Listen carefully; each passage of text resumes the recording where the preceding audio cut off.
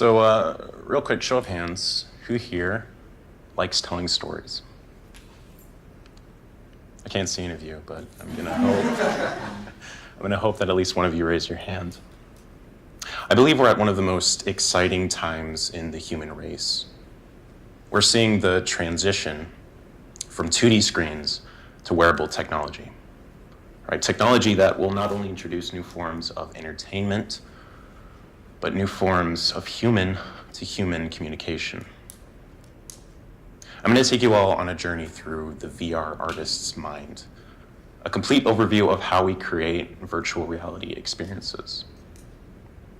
Over the last, I'd say 3 years, I've been working on the idea of translating ideas that float around in your head to the headset in a simple pipeline. In the words of a great thinker from the 70s and 80s, Terence McKenna, virtual reality introduces the business of selling ideas. The worlds we create as storytellers are no longer to be experienced through a window, right? People can now live inside the idea in your mind. And that's incredible to me.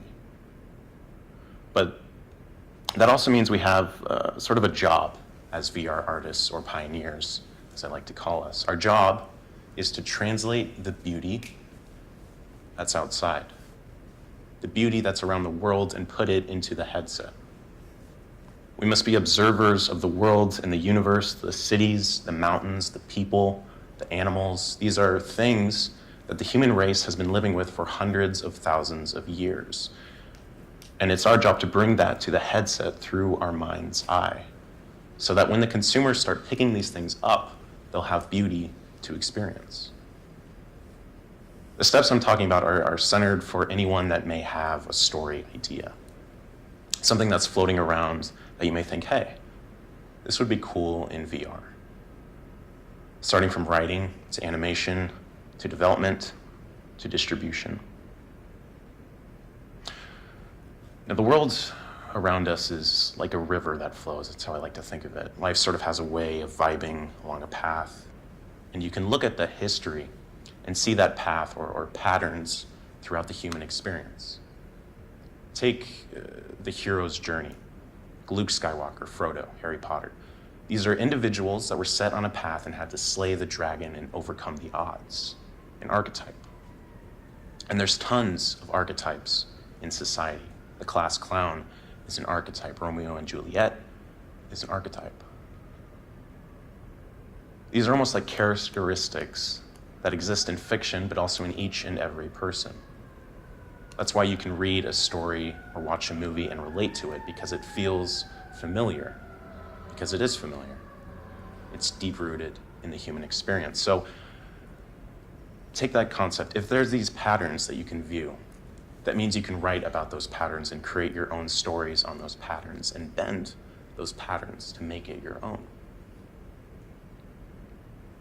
When people jump into a headset for the first time, it can be overwhelming. But if we as storytellers give an air of familiarity to them through the use of archetypes, we can ease their transition into the metaverse. I'm not saying make things cliche, don't get me wrong, but use the world as an inspiration to show what is beyond our physical constraints, what is possible in the virtual. Every single person has something in common. It's that we're all human, right? We all know what it's like to walk, to run, to talk, and to sit. VR gives us a chance to go beyond those human traits. But, and big but here, it must be wrapped in a story. An experience with a cool mechanic is cool, but a game with a cool mechanic and a good story will keep the user glued. So for me, it's ideal to start with a story, make it relatable, but different, familiar, but fresh. So I started this VR studio called Disrupt out of my bedroom after graduating high school, and I spent summer locked down learning how to create VR. Eventually we released our first VR experience called Please State Your Name. And it's about a scared little robot that couldn't find his voice, sort of a reflection of how I felt at the time when writing it. Jumping into VR was new for me. I was trying to find my style. So I took those emotions and put them directly into the headset so that hopefully other people could feel those emotions and that mood and relate to the story. Something familiar but new. The second experience we did in 2018 is called La Camila, and it's about a shepherd girl that has to deal with the death of her father. So these are deep emotions, the human experience wrapped in a playful world, trying to find the balance between chaos and order, which is a reflection of the universe. It's our job to observe nature, observe our lives, and observe the world around us and bring it to the headset as best as we can. No detail is too small in VR. A leaf falling from a tree, a fly buzzing around, these are small things out there, right? But when you mirror them in the headset into the virtual world, they make all the difference for the viewer. You can sort of observe these little things, become a watcher of the world when you're sitting in a cafe, the subway, standing in line. You can look up from your phone and note how people talk, how they react. I like to take in every single thing and use the world as the inspiration. So something interests me beyond storytelling in VR. And that is the idea that this device, this toaster strapped to my head, is a type of language device. If you think back to cavemen, it was words to cave paintings, to tablets and scrolls, to books, to plays, to radio, to film, to virtual reality. VR is here not only to stay, but I believe it will replace film as the main form of entertainment. It's only human evolution, right? Our culture is always looking for the next best immersive experience, the surround sound, the 30-inch, then 40-inch. Sorry, I was really close to you. Then 60-inch, then 70-inch, the IMAX, Blu-ray, half-dome experience. The list goes on and on. So if you're following that logically, the next best thing is what puts you literally into the experience. I believe this is the next step in entertainment evolution. And if that's the case, there's a huge, huge, huge chance to be within the next generation of directors. Like the greats of film, and don't get me wrong, they are greats. Kubrick, Spielberg, Jackson, the list is too big to name. Those directors speak the language of film. They take their stories and wrap them in beautiful worlds that are viewed through a lens.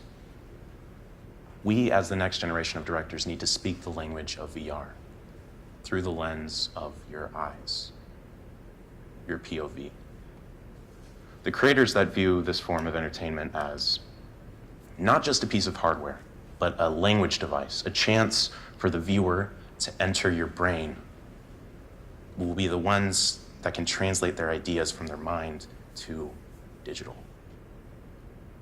I was at a tech convention a couple months ago previewing our latest VR experience, and a guy came up to me and he was asking me about VR, right? Before trying it, he sort of asked, why would I want a headset in my living room? Totally understandable. I mean, why would you? And I thought about it for a second and just said in the nicest way possible, why do I want a TV in my living room, right? To experience stories beyond my house. It's almost like a digital window into the world of entertainment.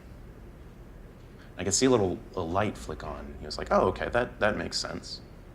There's a disconnect within society, as with any new technology, where the general public isn't quite sure about VR yet. They're waiting for something to really make them want to go out and buy one. As artists, we must produce content, put people into our brains and stories, and give them things to experience beyond their world, beyond their day-to-day life. You are literally putting the viewer into that little thing in your head that can imagine and giving them an experience of a lifetime. We are in the business of selling our experience, not our screenplays, not our shot list, our idea. The world that you can see when you close your eyes and imagine is what people need to experience. And how you translate what you experience is by first looking within. It's like this, when you're talking to someone, you aren't looking around to form the words to your sentence. If someone asks you, hey, I'm running to Starbucks, do you want anything? You don't go out and pull up a picture of a caramel macchiato on your phone and point to it, right? No, you just want this. What you're trying to convey comes out. You're speaking from within. When you form an idea, a story, that is your direct experience of whatever situation you're in. You translating that onto a page. When you become aware of that concept, that everything you need to tell a story is within you, you can begin to shape your ideas and your thought patterns and mold them into an engaging experience. Everything is in the mind. The difficult part of our job now is to learn how to take the ideas that are within you and translate them into something that's enjoyable within VR, to shape them into the beginnings of an experience. And I spent the last few years trying to nail down how to actually translate those ideas, how to write for VR, because it's not like writing for film or for a video game. Instead, you're coordinating the worlds around the user, giving them paths to follow, directing the conscience. No matter how small those paths are, options are key, and it's easy to want to write through the lens of a camera. If you've had any experience screenwriting, that's how your brain has been trained, to think of a page as a minute of dialogue. But I think it's time to throw those notions away when dealing with VR. This is my process. I sort of turn down the lights. I mute my phone. I light a candle, and I close my eyes. I focus on my breathing and completely clear my mind. The goal is to observe my thoughts as they come and go and note them for what they are. After a while, I bring to the forefront the seed of the idea. So say I'm wanting to create a VR experience set in Chile. I imagine the mountains of Chile. I imagine the sound, the wind, the distant birds in the air. I put myself there.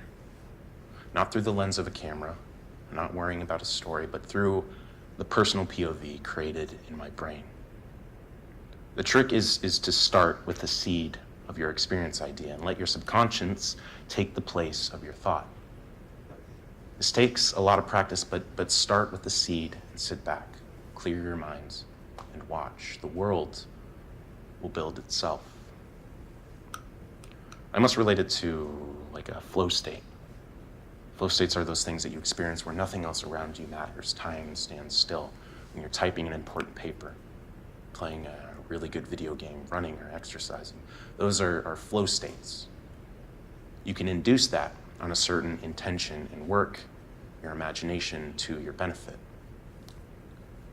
After that, I slowly open my eyes, grab my notebook, and write, draw, take note of every single thing I saw and learned.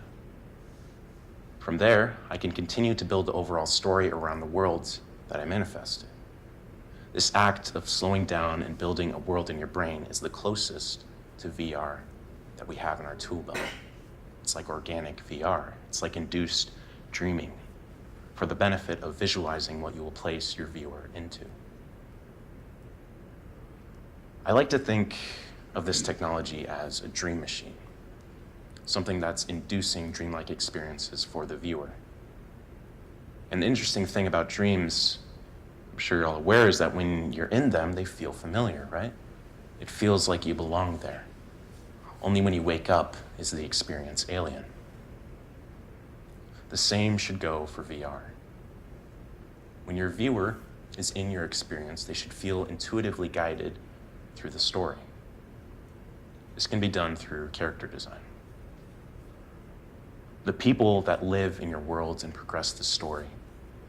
So imagine you're creating an experience based around green aliens.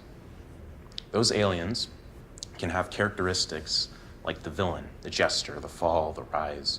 These are things that the viewer will be able to relate to, understandable traits that are put into your characters, emotions that will make them connect on a deeper level. Deeper than, oh, this is cool, I'm in VR. That tends to wear off after 5 or 10 minutes. So this does the job of not only giving your characters depth, but making them relatable. Think of your favorite fictional characters. What makes them tick?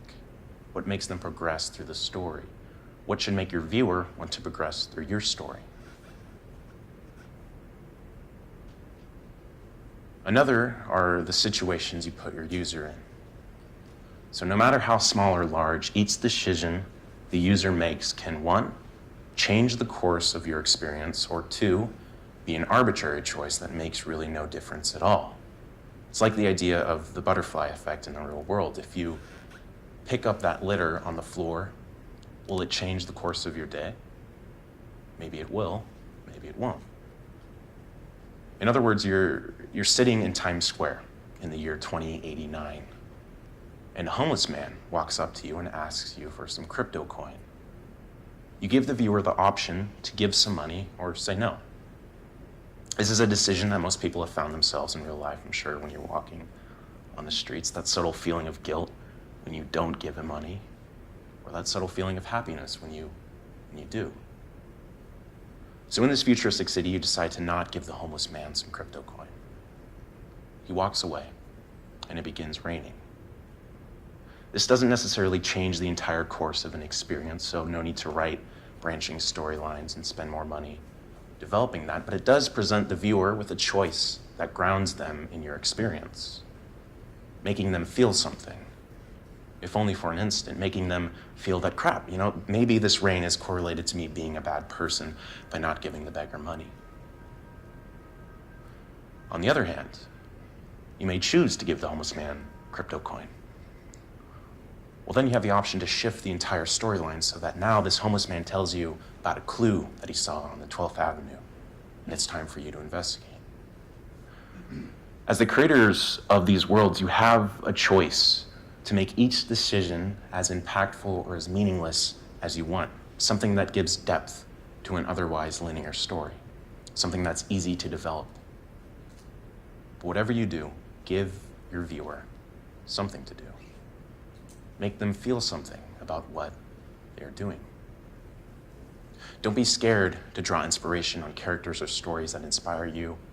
To stand on the shoulders of giants is only to continue the long lineage of artistic expression into VR.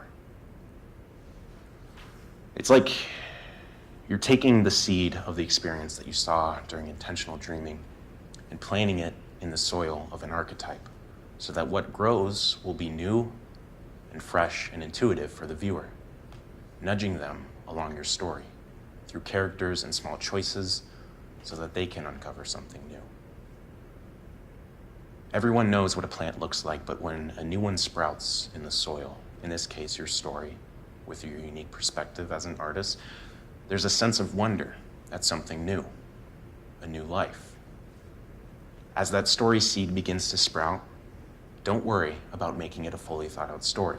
During the production of La Camila, many of the beats we found as we built the world around the idea. It wasn't a complete story. There's something, I believe, to be said for letting a storyline find its way naturally through the other aspects of development. If you have that feeling, that idea, the time is right to start creating your foundation, to bring that idea to digital. The story will come as you build the world. So the first step is to nail down the aesthetic that you want to convey. I always start with searching Google images for the locations I want to create. I also jump into Google Street View in virtual reality to digitally location scout. This basically allows us to literally walk around where the story will take place and get a sense of scale for the locations. If you're creating something that's human, like a city, a landscape, you want to base it off of pre-existing things to get a sense of scale from the actual world before recreating it digitally. It's a wonderful time to be alive as an artist because you don't necessarily have to travel to get inspiration from locations, right? It can be done digitally thanks to our overlords at Google. Next, I like to start creating concept art for the characters and the worlds via traditional 2D. So websites like Fiverr are a great option for finding cheap artists to convey your ideas. Additionally, Tiltbrush, which is a VR program that allows you to paint in a 3D space, is a great option. You don't necessarily even have to be a good painter to get a sense for the world you're trying to build. Ultimately, people will be viewing your characters and your sets in VR. So every step of the way through production, you want to preview it in VR. Make use of any tools available to you. There's no set pipeline in this industry. It's so new, everyone's trying to figure it out, and that's exciting. So once we have a rough sketch of the world we created, I like to move on to the next step of production. And one that may be the most simplest yet often overlooked step in VR, and that is spending time in the virtual world. Users that enter the world will subconsciously notice everything within it. So if sound effects or scaling or details are off, it may not be something that stands out like right away, but the more natural you make it feel, the more immersed your viewer will be. So once you've created the rough base, I like to put on the headset and just stand within it, to sit down, to lay down, to spend 15 uninterrupted minutes in the world. I try to imagine what it would feel like if this were an actual place. What sounds would I hear? What bugs might I see? The people, plants, the weather. Is it hot or is it cold? Write down the little details that come to mind. You want to add the smallest features to bring it to life. This is a crucial step. You created this thing through the power of your brain. You know how it's supposed to feel. To make everyone else feel that. The thing with virtual reality is that it can essentially be tricking your brain into believing certain things are actually real. For example, you have a tourist attraction remade in VR, the Statue of Liberty. You can have the photorealistic Staten Island, but if there's no tourists there, it will feel like a shell. A cheap reconstruction of what actually is.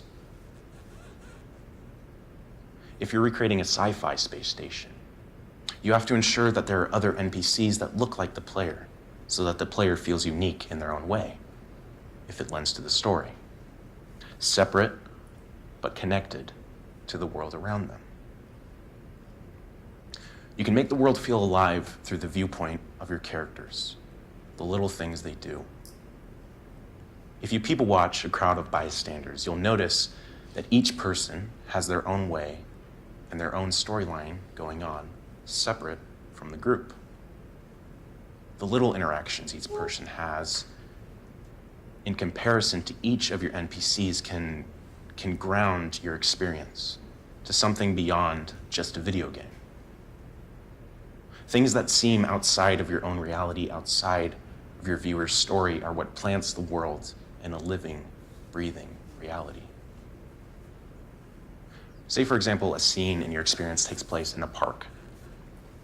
Rather than populating said park with AI NPCs that walk a certain route, you can intersplice casual interactions and storylines into each NPC. Maybe one bumps into another and they have a friendly or unfriendly exchange. Maybe a guy walking by is talking on the phone about how he just lost all of his stock on the NASDAQ. What I like to do is go to a coffee shop or a park and just write down in my phone the little interactions between people I notice, the small conversations you hear in passing, and put that directly into each NPC in the experience. So taking things, again, from the real world and putting them into the headset. You notice diversity. How does this character interact with the world? How do they walk? How do they hold objects? Do they talk with their hands a lot? The more unique you make each character in your world, the more alive your world will feel. not only human NPCs, but bugs, birds, animals, plants, things that are breathing in the real life should be mirrored and built upon what is inorganic to trick the brain into thinking it's real. So I believe VR and animation were built for each other. In terms of storytelling, the mass amount of flexibility you have when it comes to creating environments, assets, characters, and user exploration is unprecedented when compared to 360 filmmaking. So that being said, animation is also expensive and time-consuming. I spent the last few years trying to wrap my head around this trade-off. How do we create engaging experiences without breaking the bank each time we want to bring a story to life? This is what I found works best. When I say the words motion tracking, you may think of Andy Serkis in like a multi-$1,000 suit with loads of time-consuming technology. But in our current day and age, that's not the case anymore. With the advent of VR, we've seen an increase in the ability to track full body motion on a budget. So at Disrupt, we use Vive motion trackers on the hip and the feet. These are little pucks that sensors can detect where you're walking in a 3D space. Paired with the Vive headset and controllers, we can grab massive amounts of movements. These are devices that can be picked up for under $500, $600. So you're capturing mass amounts of animation data in a quarter of the time and budget it would take to animate by hand. For example, La Camila was essentially just me animating the characters. For a nearly 20-minute film with 2 main characters going through 7 scenes, the amount of time I'd have to spend animating by hand was unthinkable in the time frame I wanted to complete it in. So I wrote down the key motions of what my character needed to do for the scene. As an example, father walks out of the door. He drinks his cup of coffee and notices his daughter behind him and waves to her. She drops down and gives him a high five. Next scene, father walks away and whistles to the sheep. I would then record each of those scenes separately and piece them together. So recording the big blocks in mocap and sizing down on what needed to be detailed made for a cheap and repeatable technique that will work for any indie studio with a VR setup or individual with a VR setup. From there, I bring those animations into Unreal Engine.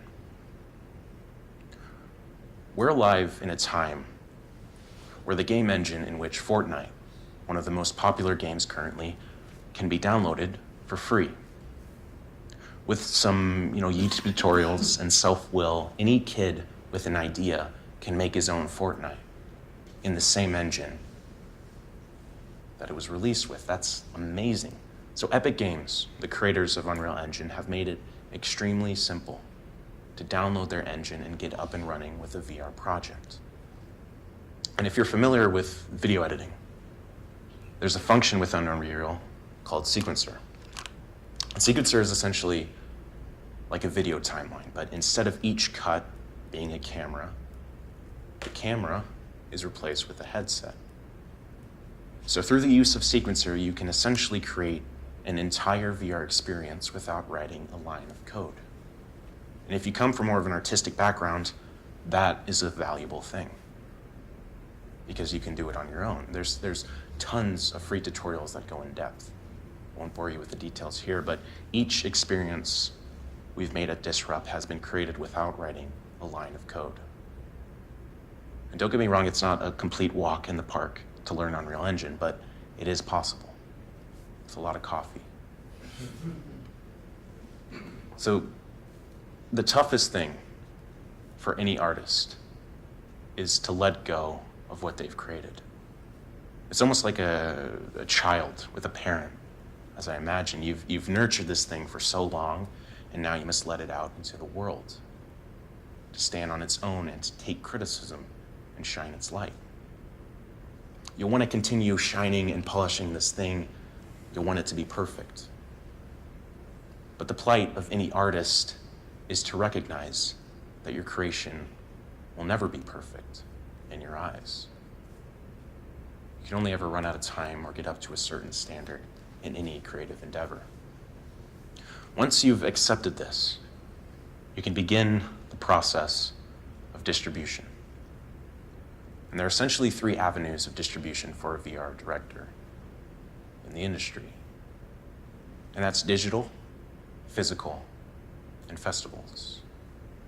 Now, digital is my favorite because it mirrors the idea of no rules, right? No one can say you can or can't put this out into the world. You are the gatekeeper. And there's these platforms that all you need to do is go to the developer side for that specific platform and sign up. Steam, Viveport, Oculus.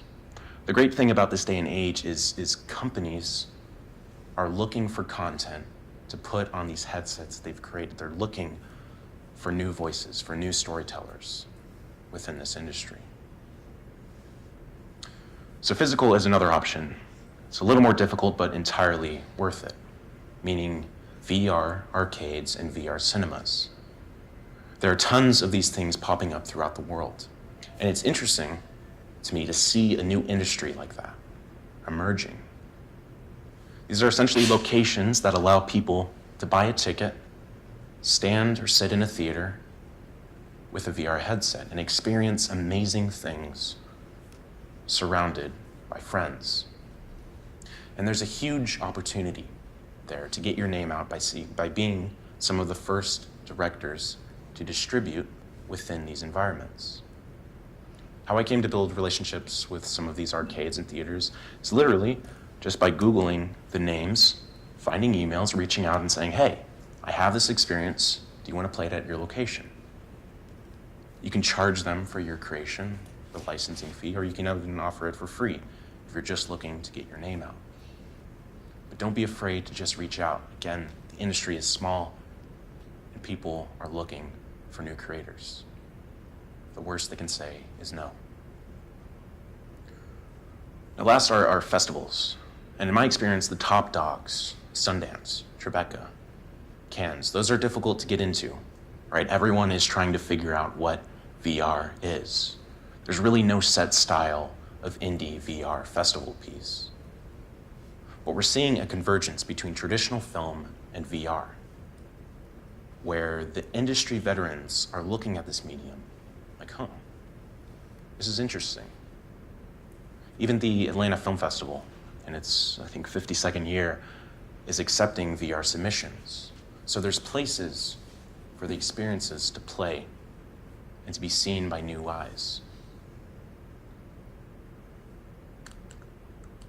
VR now is sort of what the animation industry was in the 80s and 90s, meaning it will only grow. And submitting it to these festivals and digitals is a great way to grow with the industry. The main thing is exploring the road, right? There's not a lot of money in VR right now. You probably won't have $1 million experience on your hands. But what you do have is a VR experience behind your name if you take that path. Something not a lot of filmmakers can say. And that is a very valuable thing in a sprouting industry.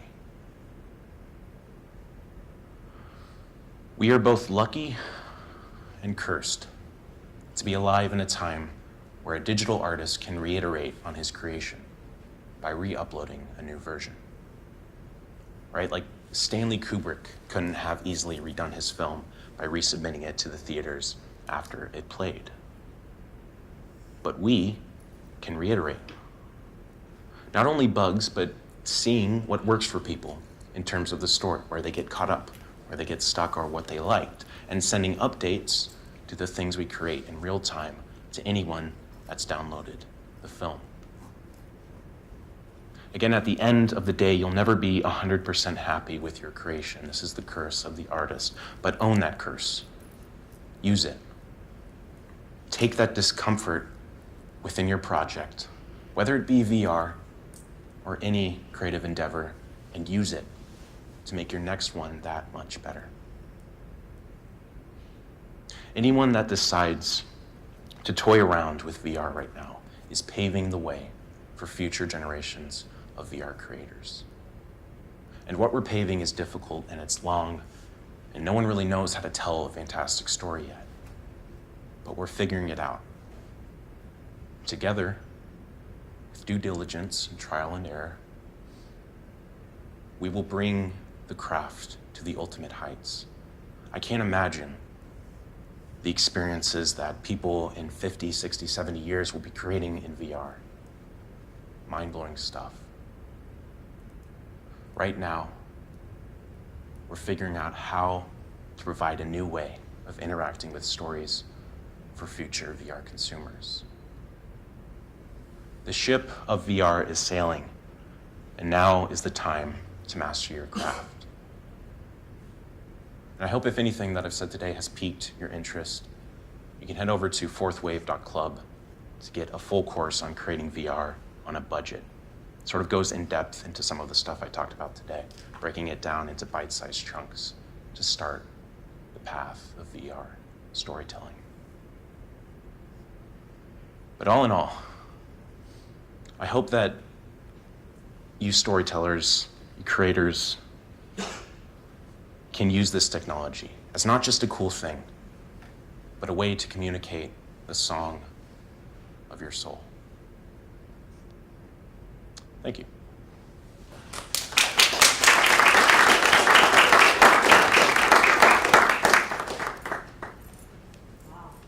So we have some extra time.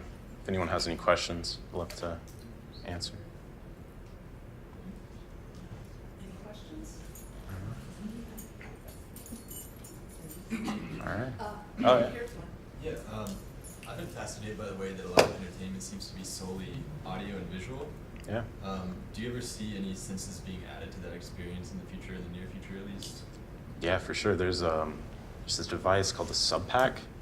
It's basically like this vest that you put on, and it sort of captures the bass of any experience, whether it be like music or it can be hooked up into VR that really like reverberates through your body, the bass.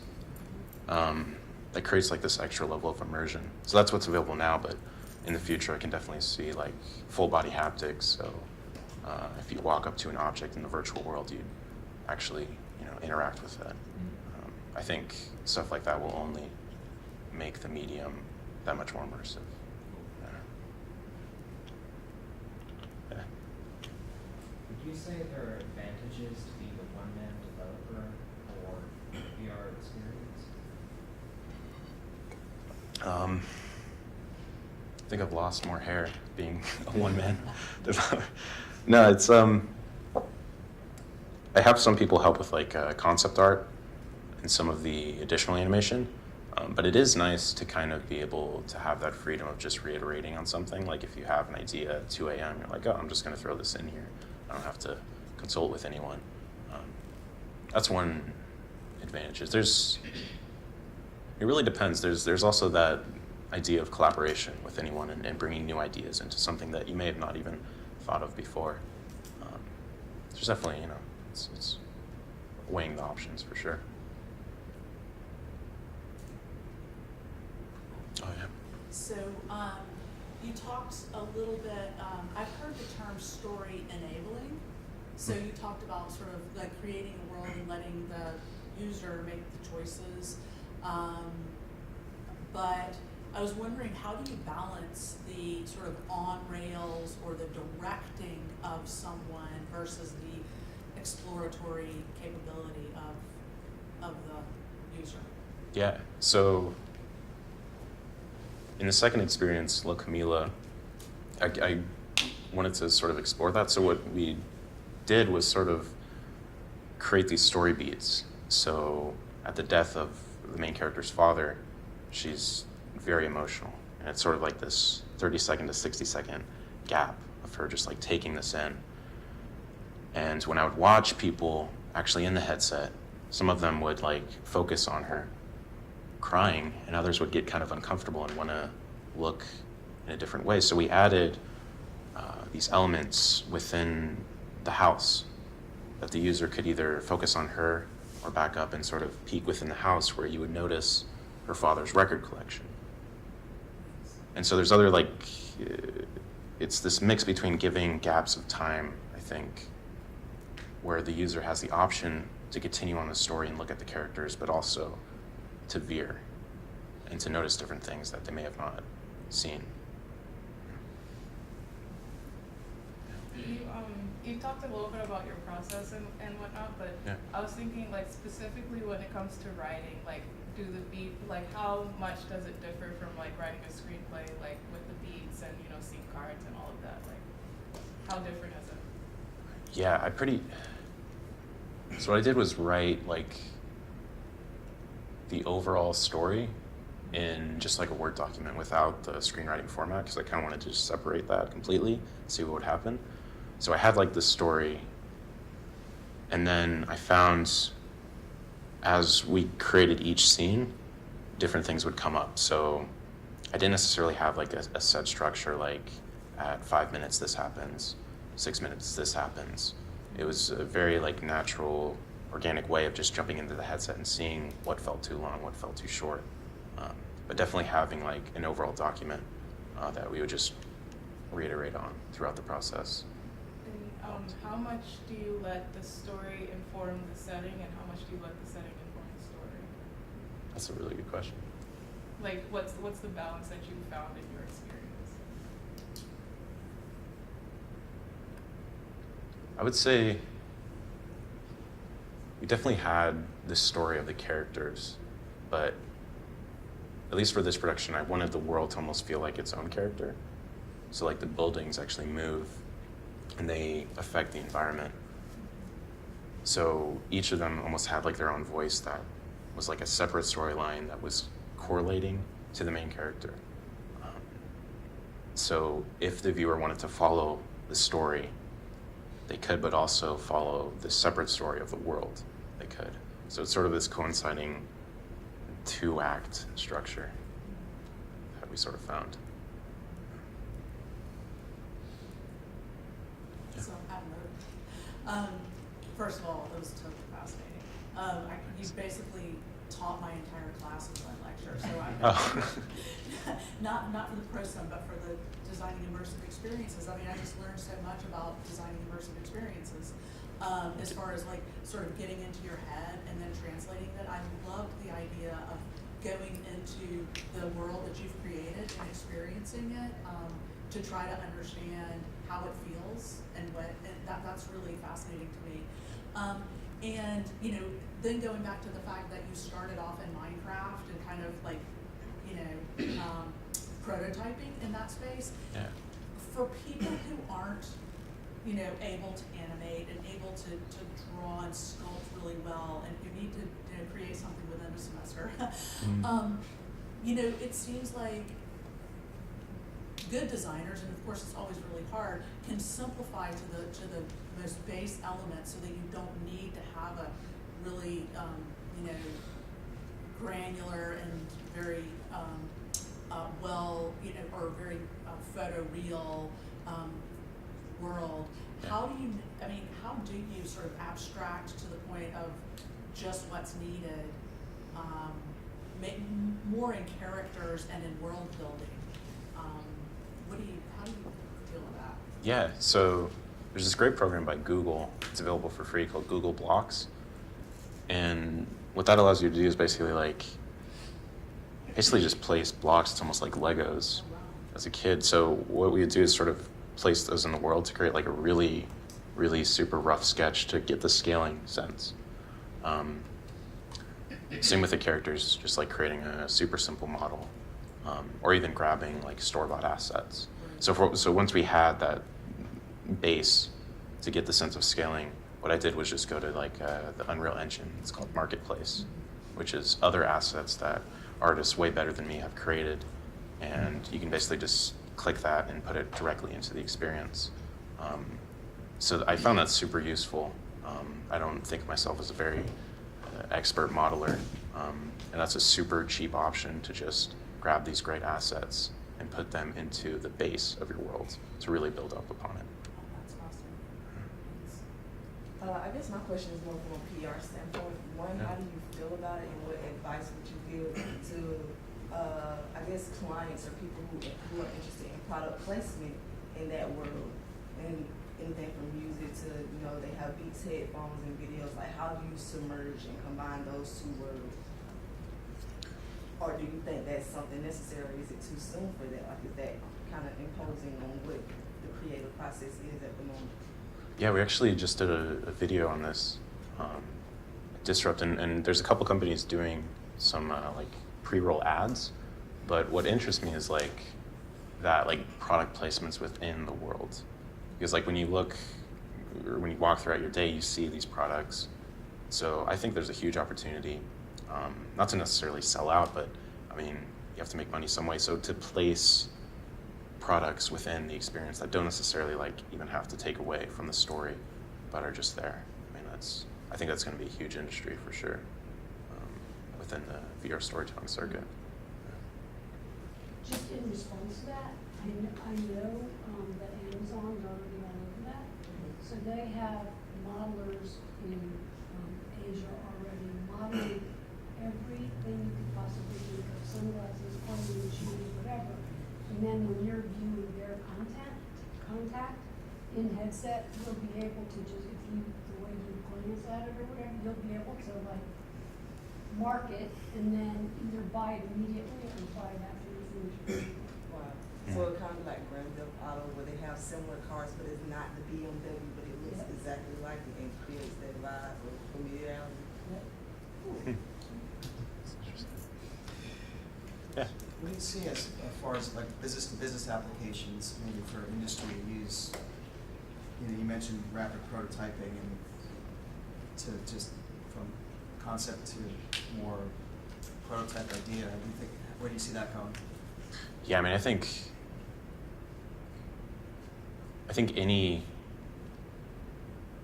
like facet, whether it be construction, science, medicine, any industry, I feel like can use VR, whether it be an experience, an ad.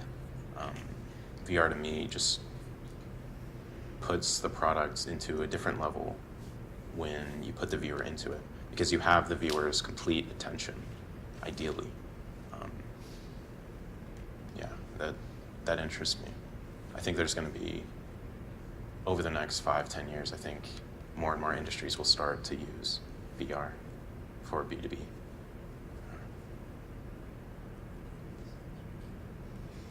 I know this is kind of a very rough, broad question, but how do you feel like what routes you need to as well? We're going to get publications in that, or publishing in that sense. For me as a PR, and if I have clients again who have products who want to merge both worlds, what advice would you give? I know you said the community is small, but then I'm not in that community. I would be a community trying to come into it. So how would you, I guess, give advice about going through that process?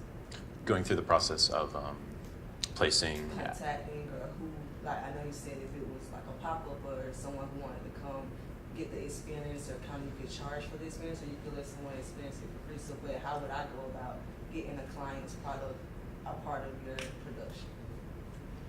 In general, I need not necessarily you, what you know what I'm saying. Yeah, for sure. What's interesting to me is there's so many VR studios that are popping up, and I've found so much kind of open arms to really anyone that has an idea about VR. So my best advice would just be to like straight up Google, studio names, VR studios that are interested in monetizing their content. There's a lot of VR developers that I think the entire industry really hasn't found that way to market and to make experiences profitable yet. So a lot of them are taking to like placing ads in the experiences or placing products in the experiences. So yeah, I mean, it's an early industry, so I think there's huge chance to kind of pave that way and find out how to actually do that. Cool, so I can start that. Hope it helps. Yeah.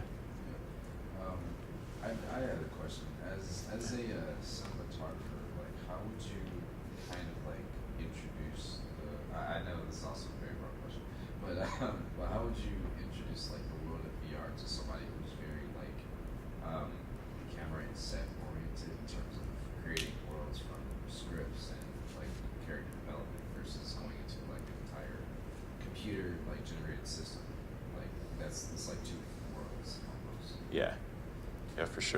what I would, to me, when I think of cinematography, like obviously there's the camera movement, right? Yeah. But then there's also the what you're capturing. So I've kind of had to like trick the brain into completely throwing out the idea or the notion that there's the window, but what's beyond that window. So you're still capturing through that window, but you're actually there, you know? So there's still that set. And I think that's where the crossover with cinematographers, and whether it be 360 or fully 3D environment, has like creating interesting looking things that, hey, you want to look here, but there's also something here behind you. Yeah, I think there's definitely options to be explored beyond just the black borders and beyond the camera movements.